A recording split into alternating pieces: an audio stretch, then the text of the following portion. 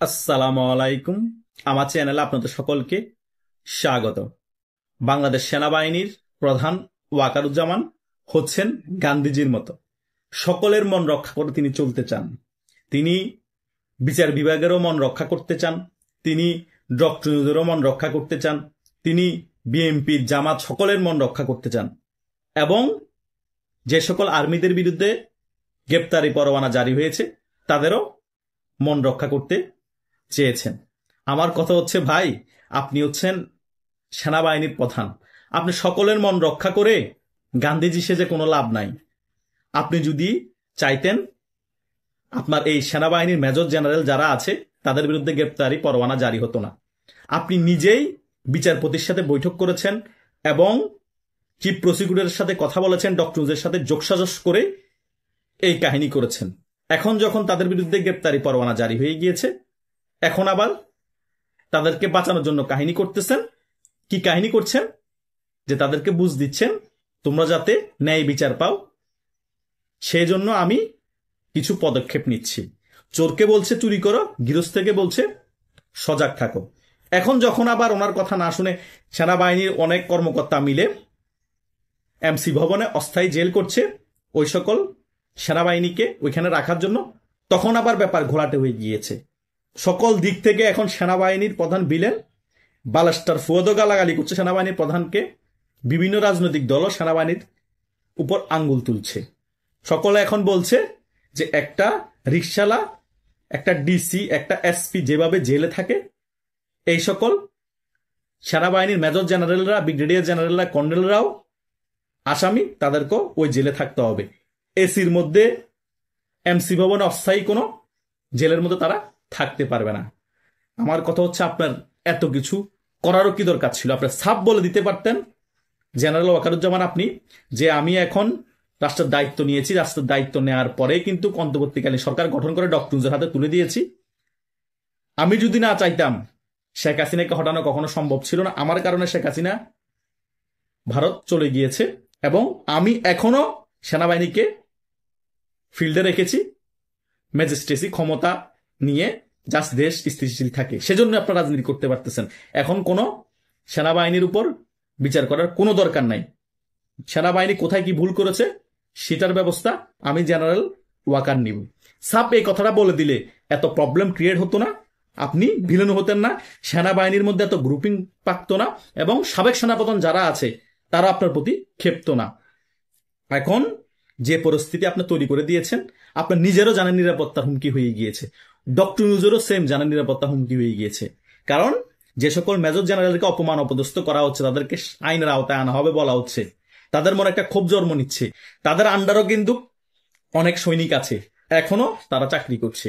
সেই সকল মেজর জেনারেলদেরকে কিন্তু ওই সৈনিকরা ভালোবাসে, সম্মান করে, কারণ ওদের স্যার হচ্ছে তারাও কিন্তু ছোটখাটো অফিসার না। মেজর জেনারেল হচ্ছে তৃতীয় পাওয়ারফুল র্যাঙ্ক আর্মিদের মধ্যে। 1 নাম্বার হচ্ছে জেনারেল, 2 নাম্বার হচ্ছে লেফটেন্যান্ট জেনারেল, 3 নাম্বার হচ্ছে মেজর জেনারেল, 4 নাম্বার হচ্ছে ব্রিগেডিয়ার জেনারেল, 5 নাম্বারে কর্নেল, 6 নাম্বারে লেফটেন্যান্ট কর্নেল, 7 নাম্বারে মেজর, 8 নাম্বারে ক্যাপ্টেন।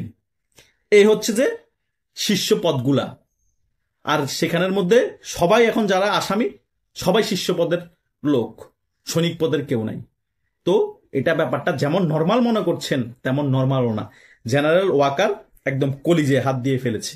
15 জন অফিসার, 24 জন অফিসার, 56 জন জেনারেলের যে কথা বলা হচ্ছে, এরা এরা গেরা না।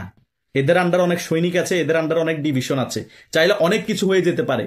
সেজন্য তো পিনাকি আগে থেকে সাধারণ জনগণকে প্রিপেয়ার করে রাখতেছে, আমতাজি গুজব ছড়িয়ে রাতের বেলা 4টা-5টা বাজে যে একটা অস্বাভাবিক আচরণ দেখা যাচ্ছে, পরিলক্ষিত হচ্ছে, যে কোনো মুহূর্তে সেনাকু হতে পারে, আপনার রাজপথে নামুন। কেন এগুলা প্রিপেয়ার করছে? কারণ যে কোনো মুহূর্তে পিনাকিও জানে, ইলিয়াসও জানে, কনকসরারও জানে, যে কোনো মুহূর্তে সেনাবাহিনীর একটা পক্ষ কু করতে পারে। তখন যদি সাধারণ জনগণ রাস্তায় না নামে, তখন হয়তো সেনাবাহিনীর প্রধান ওয়াকারুজ্জামানকে খেলে দিতে পারে এবং ডক্টর ইউনূসকে মেরে ফেলতে পারে।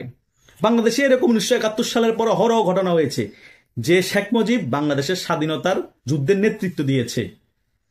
সে শেখ মুজিবকেও কিন্তু 1975 সালে 15 আগস্টে সেনাবাহিনী মেরে ফেলেছে। যে জিয়া রহমান ক্ষমতায় পাওয়ার পরে দেশের মধ্যে গণতন্ত্র নাকি তিনি ফিরিয়ে এনেছে, সকল দলের রাজনীতি করে অধিকার ফিরিয়ে দিয়েছে, গ্রাম অঞ্চলে গিয়ে মাটি কেটেছে, জনগণের কাছে নাকি হা না ভোট দিয়ে অনেক জনপ্রিয়তা অর্জন করেছে, 98% নাকি ভোট পেয়েছে, বৈধতা দিয়েছে যে জিয়া রহমানের শাসন আমল ভালো, রাষ্ট্রপতি হিসেবে ওনাকে মেনে নিয়েছে। সে জিয়া রহমানকেও কিন্তু এই সেনাবাহিনীরাই মেরে ফেলেছে। ডাইরেক্ট এরশাদ ওই জায়গায় ছিল না, কিন্তু তার সিন্ডিকেট দিয়ে এই জিয়া রহমানকে মেরে ফেলেছে। এরশাদও কিন্তু তৎকালীন সময় লেফটেন্যান্ট জেনারেল ছিল, আর্মির দ্বিতীয় সর্বোচ্চ র্যাঙ্কের সেনাবাহিনী ছিল। এই জিয়া রহমান মারা যাওয়ার আগেও কিন্তু 1300 থেকে 1700 সেনাবাহিনীকে মেরে ফেলেছিল, সৈনিক পদের আরো বিভিন্ন সেনাবাহিনীদেরকে এই জিয়া রহমানে কিন্তু রক্ষা পায়নি। এরশাদও কিন্তু রক্ষা পেত না, ভাগ্য ভালো গণ অভ্যুত্থানের মাধ্যমে সেভ হয়ে গিয়েছে, মারা যায়নি। পরে 9 বছরের শাসন করছে দেশ, 10 বছরে জেল খাটছে। তো বাংলাদেশের যারা শাসক ছিল, এই ধরনের পরিস্থিতি ক্রিয়েট হয়েছে, মৃত্যু দিয়েই তার ফিনিশিংটা হয়েছে। তাই আমি ভয় করছি সেনাবাহিনীর প্রধান ওয়াকারুজ্জামান যে স্টেপগুলো নিচ্ছে খুবই ভয়াবহ স্টেপ।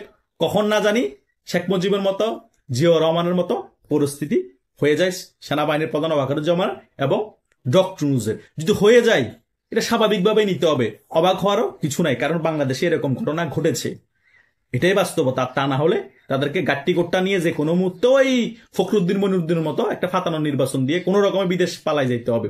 ওই প্রসেসে যাওয়ার আগে যদি এই সকল ঘটনা ঘটে যায় তাহলে প্রসেসে যাবে কিভাবে? কারণ সকল কিছু তো ঘোলাটে করে ফেলেছে ওয়াকারুজ্জামান। তিনি দেশকে ভালোবাসে, সার্বভৌমত্ব রক্ষা করবে, দেশে ফেসিস্ট রাখবে না, এমন ভাবভঙ্গি দেখানোর জন্য, জনগণের কাছে অনেক বেশি জনপ্রিয়তা পাওয়ার জন্য, ভালোবাসা অর্জনের জন্য, সকলের কাছে ভালো সাজার জন্য, বন্ধুপন্থী সাজার জন্য এমন কাজ করেছে, সকল কিছু ঘোলাটে বানায় ফেলছে, আর্মির মধ্যে ভেজাল লাগাই দিছে, দেশের মধ্যে ডিভাইড এন্ড রুল হয়ে গিয়েছে। আওয়ামী লীগের সমর্থকরা একদিকে, মুক্তিযুদ্ধের বিরোধী সমর্থকরা আরেকদিকে, এদিকে ডক্টর ইউনূস আবার আমেরিকার একটা সিন্ডিকেট বাংলাদেশে ঢুকিয়ে ফেলেছে। মানে একটা তামাশা চলতেছে বাংলাদেশে, যেটা 5 আগস্টের পরবর্তী সময়ও সেটা কন্ট্রোল করতে পারতো সেনাবাহিনী প্রধান ওয়াকারুজ্জামান। আমি ধরে নিলাম ওয়াকারুজ্জামান বাধ্য হয়ে জনগণের পক্ষে দাঁড়িয়েছে। তো জনগণের পক্ষে যদি বাধ্য হয়ে দাঁড়াচ্ছে ভাই, তাহলে 5 আগস্টের পরবর্তী সময় সেনাবাহিনী শাসন জারি করলে কি সমস্যা হতো? অন্তত 14 মাসে যা হয়েছে সেটার থেকে তো রক্ষা পেত বাংলাদেশের জনগণ, গণতন্ত্র ফিরে আসতো, এত হানাহানি মারামারি বাংলাদেশে তো হতো না। তার মানে তিনি মন থেকে চেয়েছেন সেনা শাসন জারি না হোক, হানাহানি মারামারি, আওয়ামী লীগের কর্মীদেরকে খুন করা হোক, এই পরিস্থিতি থাকুক। এটা যদি না চাইতো তাহলে ঠিক উনি সেনা শাসন জারি করতো। আর জারি যখন করে নাই, 14 মাসে যখন দেশের এই পরিস্থিতি, এখনো কেন তিনি সেনা শাসন জারি করে নাই? বরং সেনা শাসন জারি না করে উল্টা সেনাবাহিনীর অনেক মেজর জেনারেল র্যাঙ্কের, অনেক ব্রিগেডিয়ার জেনারেল র্যাঙ্কের, কর্নেল র্যাঙ্কের লোকদেরকে সাজার আওতায় আনার ছকে গেছে এই ডক্টর ইউনূস সিন্ডিকেটের সাথে। তাই কখন এই জেনারেল ওয়াকারুজ্জামান ফিনিশ হয়ে যায় সেটা নিয়ে আমরা খুবই চিন্তিত। ডক্টর ইউনূস কি রেহাই পাবে? এটাও কিন্তু কোশ্চেন মার্ক। দেখা যাক আগে আগে হোতা है क्या। আপনাদের কোনো মন্তব্য থাকলে আপনারা কমেন্ট করে জানাতে পারেন। ধন্যবাদ সকলকে।